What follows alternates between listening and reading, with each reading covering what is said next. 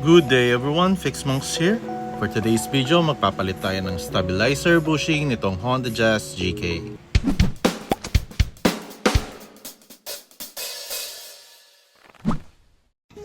Today, magpapalit tayo ng stabilizer bushing nitong Honda Jazz. Stabilizer bushing niya located. Ito yung front na wheel. Tapos ito yung stabilizer link. Susundan nyo lang yan. So nandito. Ito yung stabilizer bushing. So ito mahirap i-access. Although itong nasa likuran, kaya naman itong socket wrench. Yan. So naluwagan ko na siya. Ang mahirap lang is itong isa. Ito nasa unahan. Okay, so yung ginagawa ko sa front, itong 12mm. So ito yung gamit ko. Then pinapasok ko.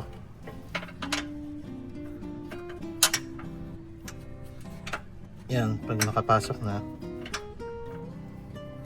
ito rin. So meron pa akong isa. Ang gagawin ko is ilulusot ko lang dito para magkaroon ng extension.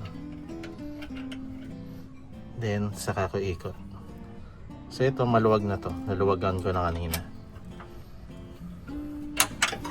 Okay, so papakita ko lang ulit. Marami naman ang gumagawa nito. So ito yung isa, yung wrench natin. Pasok na natin to dito para may puwersa. Yan. Masikip kasi yung walang pwesto yung wrench natin dito eh, yung socket wrench natin. So dito may access, dito wala.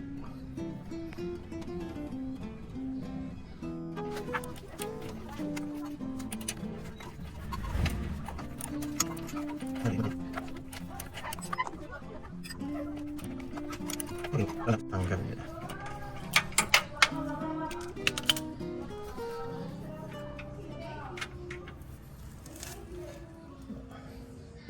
Okay, so tanggal na yung dalawang bolt. Iangat ko na lang to. Yan.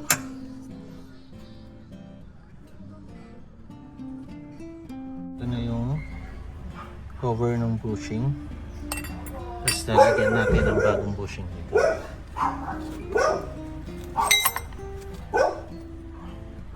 So ito is may biyak naman dyan. So ipapasok lang natin.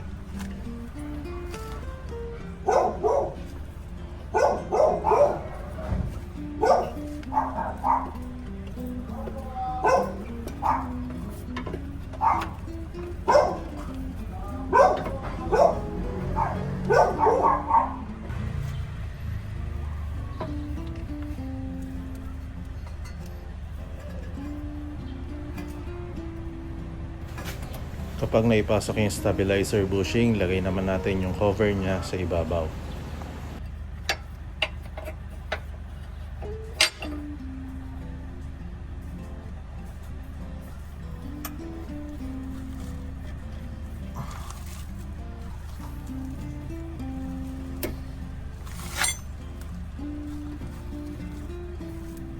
Okay, then balik natin yung mga bolt, yung tornilyo niya.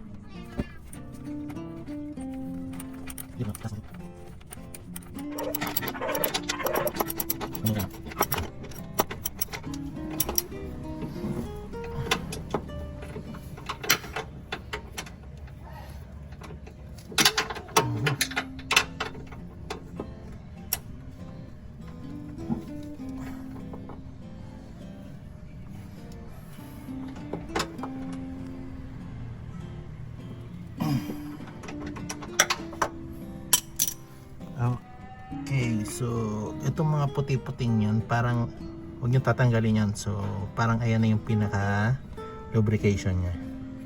Para siyang wax na natuyo lang. So ganito lang yung ginagawa ko sa pagpalit ng stabilizer bushing nitong Honda Jazz.